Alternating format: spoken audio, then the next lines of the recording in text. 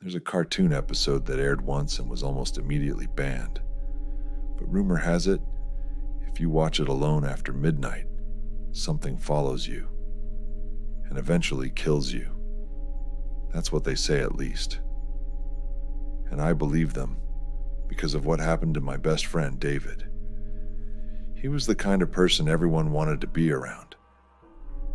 He had this way of making people laugh without trying, like when he attempted to convince our math teacher that his calculator was haunted, just to get out of a pop quiz. He was kind, easy to talk to, and somehow always knew when someone needed cheering up. People loved him for that. But to me, he wasn't just the funny, likable kid everyone admired. He was my best friend since we were 5 years old. We started kindergarten together, and we have been inseparable ever since. He was always the one person I felt completely safe with, closer than a brother. At around the age of 12, we got hooked on horror and especially creepypastas. We would waste away hours on Reddit and YouTube, consuming all the scary stories and legends that we could find. Then it happened. I was in my room, lost in a World of Warcraft dungeon, when David burst in, breathless and grinning as if he just won the lottery. He told me about a creepypasta that he had just read. It was about a cartoon that was released in 1966 and then vanished. It was a strange black and white cartoon about a cat endlessly chased by its own shadow. No matter where it ran, across rooftops, through alleys, or into silent moonlit fields, the shadow was always just a step behind. The animation got more distorted as it went on, the lines trembling as if the reel itself was somehow afraid. In the final scene, the cat stops running. The shadow catches up and wraps around it like smoke. Then, without a sound, the fur begins to peel away, slowly, deliberately. And just before the screen cuts to black, a low, crackling voice whispers something. 3 words that sound like ancient static. Omni Hexus Satanis. David told me that he found the cartoon on the dark web and watched it. He was thrilled at the thought of testing out a creepypasta in real life. Of course, I feigned excitement, but deep down, I was terrified for him. All I could think about was the warning, watch it, and something will stalk you, and eventually, it will kill you. That was 10 years ago, though it feels like yesterday. I can still barely believe the events that followed. A few days after he watched it, David started acting different. He kept glancing over his shoulder. He flinched at shadows. He looked tired, like something was draining him from the inside out. Eventually, he told me what was going on. He said he was seeing things, movement out of the corners of his eyes. He felt like he was being watched, followed. He kept getting phone calls where no one spoke, just silence. Then a click, and worst of all, the TV in his room started turning on by itself, always at 3 a.m., always playing nothing but white noise. He swore he could hear his name in the static. Then it happened. One day I went to school and David wasn't there. I found it weird because he never skipped. I assumed maybe he was sick or something. Then after school I went home, and my parents told me that David was missing. When his parents went into his room to wake him up that morning, he wasn't there. His bed was empty. I had a sick feeling in the pit of my stomach. I knew something was wrong, deeply wrong, tragically chilling. Then my worst fears were realized. 3 days later, the police found what was left of him in the woods behind his house. He was skinned. All I could think, besides the unbearable thought that I'd lost my best friend forever, was that he died, just like the cat in that cursed cartoon. It's been 10 years since David died, since they found him in the woods like something out of a nightmare. I wish I could say I moved on. That time dulled the memories. But the truth is, it never let me go. I stopped sleeping with the lights off. I still can't walk past shadows without glancing twice. For years, I avoided cursed media altogether. No creepypastas, no late-night horror binges. Just the thought of them made my skin crawl. But curiosity is a strange thing. It gnaws at you in silence, especially when there are questions left unanswered.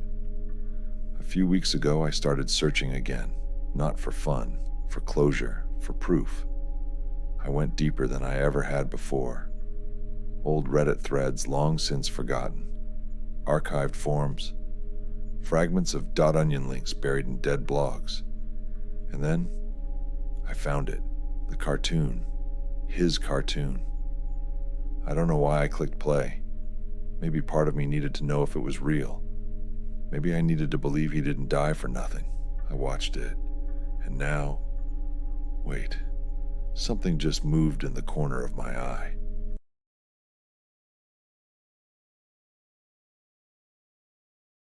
I received the first message 3 days ago. I was on my break at work, and I got a text notification. It was odd. It was from an unknown number. Normally, I ignored those sorts of messages. Spammers and the like usually showed up with those types of auto texts. But this one was different. It was so strange, because no number showed up at all, just the message, hide and seek. I thought someone might have the wrong number for a friend they were trying to get in touch with, to play a game apparently. So I responded, "Think you have the wrong number. Not sure who you're trying to reach, but they are not here." I went about the rest of my workday and was just wrapping things up. When I pulled my phone from my bag, I saw I had another text waiting for me. Same number or lack of number. It was just another blank line where a number should display, and the message, hide and seek. I was confused and slightly annoyed, so I responded again. "Like I said before, I think you have the wrong number. Who is this? Who are you trying to get a hold of to play hide and seek?" I waited, staring at the screen for a minute, and I was about to put it away when I saw a response, "You hide and seek." My patience had reached its limit, and I figured if they would not answer, then I would just block the non-existent number and hope it would work. Despite the lack of a visible number, the option on the message thread still presented itself, so I was relieved when the weird conversation vanished. I got in my car and started to drive home. I got another notification as I got on the road and used my car's text-to-speech to read it to me.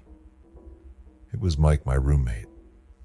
He was asking me to pick up more beer from the store, since he had apparently finished off what we had left. I stopped by a nearby gas station close to our apartment and grabbed a case of Miller and continued home. As soon as I got back in the car, I received another text. I was getting annoyed already since I figured it was Mike complaining about being out of something else. But instead, as the text-to-speech read out the message, I knew it was something else. Seek, drink. It made sense now. I immediately called Mike. He answered after several rings and sounded stoned. "Hey man, what's up?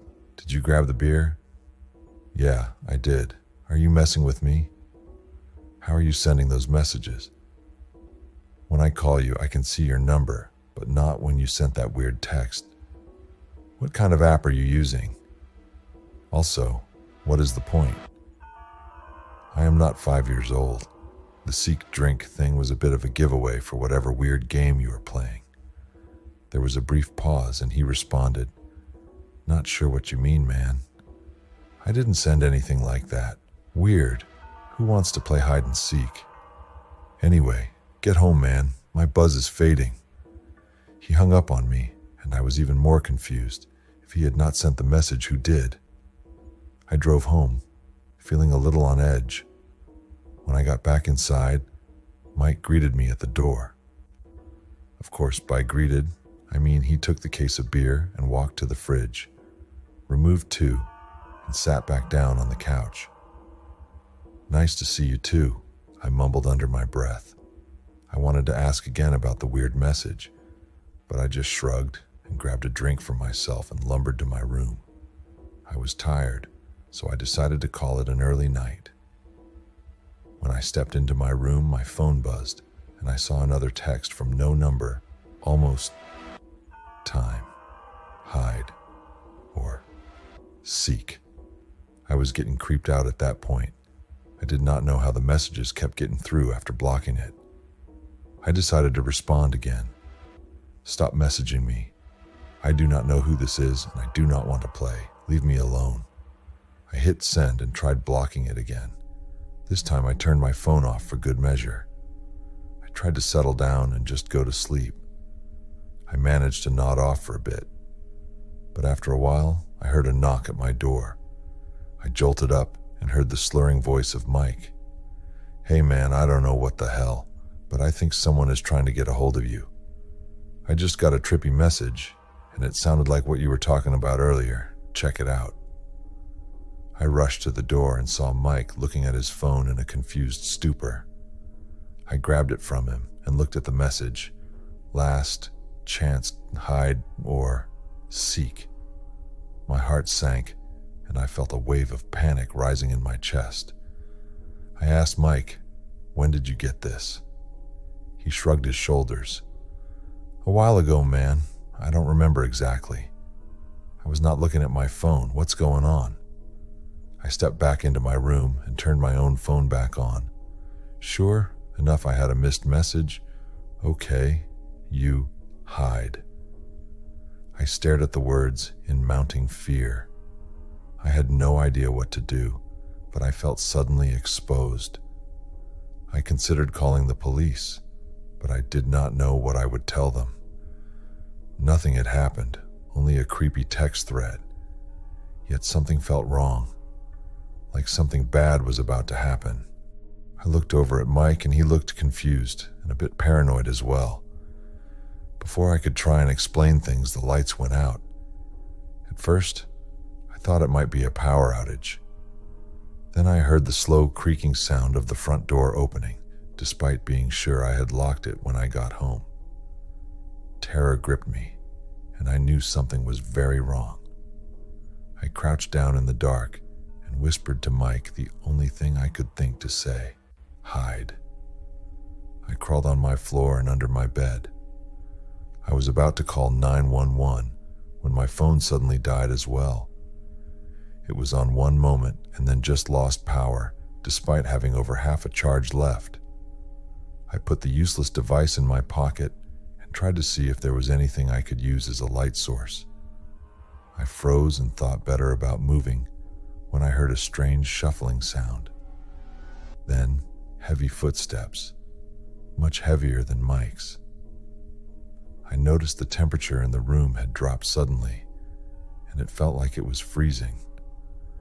As the footsteps resounded and moved closer, I smelled a fetid tinge in the air as well, like something rotten. I crawled as far back and huddled up as small as I could make myself under the bed and held my breath.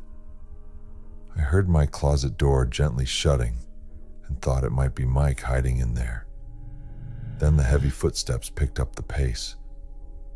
I suddenly realized if I could hear the door closing, whatever the hell was in here with us could hear it too. I considered calling out to Mike to move, but fear froze my voice. The heavy footsteps were in the room now. Despite my efforts to try and see what stalked us, I could not make anything out.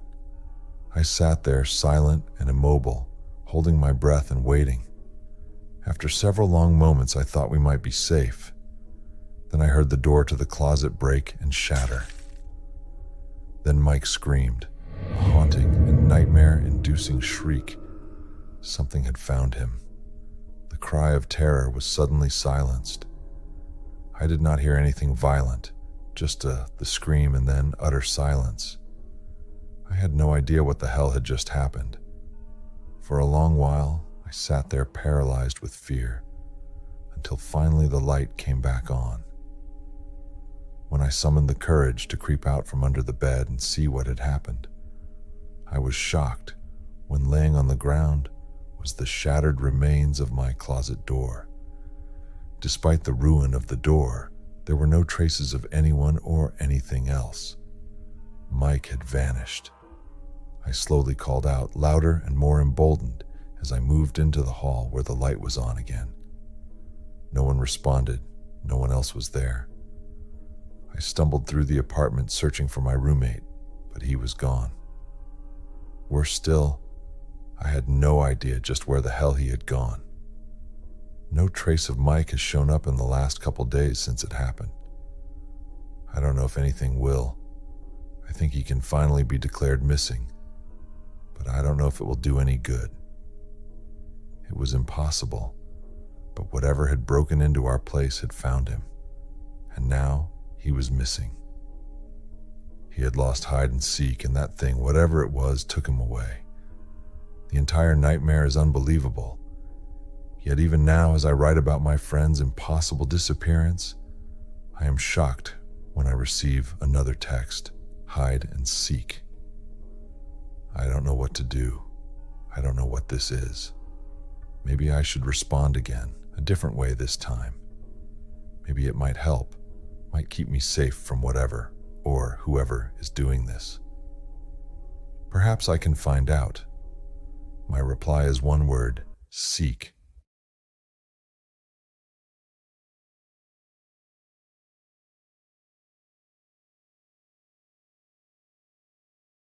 I work as a 5th grade teacher, and I once had a student named Eric who stood out for his maturity. He gave advice to his classmates with the wisdom of a father and cared for them with the warmth of a mother. One day, he helped an injured classmate by bringing him to the clinic and speaking to the nurse with the concern and urgency of a worried parent. I truly liked and appreciated Eric. It was almost like having another adult by my side, but I have to admit, it felt a little strange at times. Eric was always quiet, almost as if he only spoke or acted when the situation truly called for it, when things got serious. In the backyard of our classroom stood a strange tree, bearing yellow fruit that looked like tiny, glistening mistletoe. The teachers made sure no student ever picked or ate the fruit, because whenever someone did, they would suddenly panic within seconds. No one knew why. One time I saw Eric sitting alone on a swing, silently crying. When he noticed me watching, he quickly wiped his tears and walked away without a word. A few days later, another student suddenly panicked. She cried out loudly, and while the adults rushed to calm her, she flailed her arms, kicked wildly, and turned violent. She ate the fruit, an elderly teacher said quietly, her voice tinged with worry. During school break, I went to observe the strange tree. As I stared at it, I caught a scent that was insanely pleasant. It was the fruit. The smell was a mix of sweet chocolate and citrus. Can't quite describe it, but it was incredibly addicting. I visit the tree every time I had the chance. I just stood by its side, inhaling the sweet aroma. I became obsessed with the smell that even my own perfume doesn't satisfy me as much. Then came the dumbest decision of my life.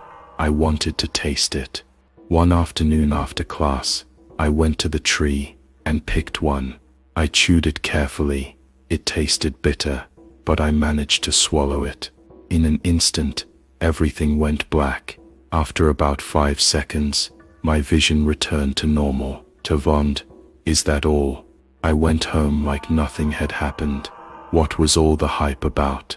The next morning, I received a message. Guys, see you at Kathy's house. I wondered what it was about. When I opened the group chat, I found out that we no longer had classes. Teachers wouldn't be working for an entire month. I smiled with joy as I got dressed to meet the gang. We partied hard, singing karaoke, dancing, playing games. We went absolutely wild. Just as I was about to head home, a gorgeous woman approached me, and confessed she liked me. She was Kathy's cousin. For some reason she had taken a liking to me, and me, a single guy who's bad at flirting, said yes right away. I decided to spend my work-free days with her. I already liked her. We played video games, watched romantic movies, cooked meals side by side. I was falling in love with her. We laid in the grass one night, in my backyard. We stared at the stars. I'll be a well-known artist one day. Just watch, she whispered. What would be your stage name? I asked. Haven't thought of it. How about Starry Day? She looked at me. I turned to her and smiled. That's good, but sounds too simple to me. Though, how about, she suddenly kissed me and chuckled. I kissed her back, and she hugged me. As we lay there, I smiled looking at the starry night. Few days later, we cooked the recipe we saw in a social media post for fun. It needs more ketchup, she said, as I stirred the stew. But the moment I reached for the bottle, everything went black. Seconds later, I was back by the tree, exactly where I had been before. I was still in my teacher's uniform. Teachers were chatting. Children were running to their parents. The sun was hot, and I smelled like sweat. I walked slowly to my car. Once inside, I just sat there, trying to process it all. My mind was foggy, aching with confusion, fear, and pain. As I started the engine and drove away, tears quietly rolled down my face. People began to show concern for me. I grew quiet, ate less, and rarely did any of the things I used to enjoy. I always went to bed early. I never told anyone, but I often went to the bathroom just to cry. When I taught my class, I no longer had the same enthusiasm. Even my students started to show concern. But because of the heaviness I was carrying, I hadn't noticed that Eric had been absent for quite some time. When I went to bed, I couldn't stop thinking about that kid. I remembered assigning them a written task about anything that felt like a burden to them, but I had forgotten to read their work. Without a second thought, I read Eric's work first. Dear Sir, I want to confess that back in 4th grade, I was one of the students who ate that strange fruit. In my hallucination, I actually grew up. I made friends, faced struggles, completed my studies, and eventually found a job. My heart was beating fast. I continued reading, and then I became an adult and started a family. I was so happy, with my wife, our children, our pet. What came next sent chills down my spine. Our grandchildren, our great-grandchildren, our great-great. My body froze, I was shaking, and I covered my mouth in shock. I couldn't sleep for many nights. No one knew where Eric had gone, not even his parents. They searched everywhere, but he was nowhere to be found. My body still shivers just thinking about that strange fruit. They cut down some trees in the schoolyard, and it seems they cut that one too. If that was the first tree of its kind, I pray it will also be the last.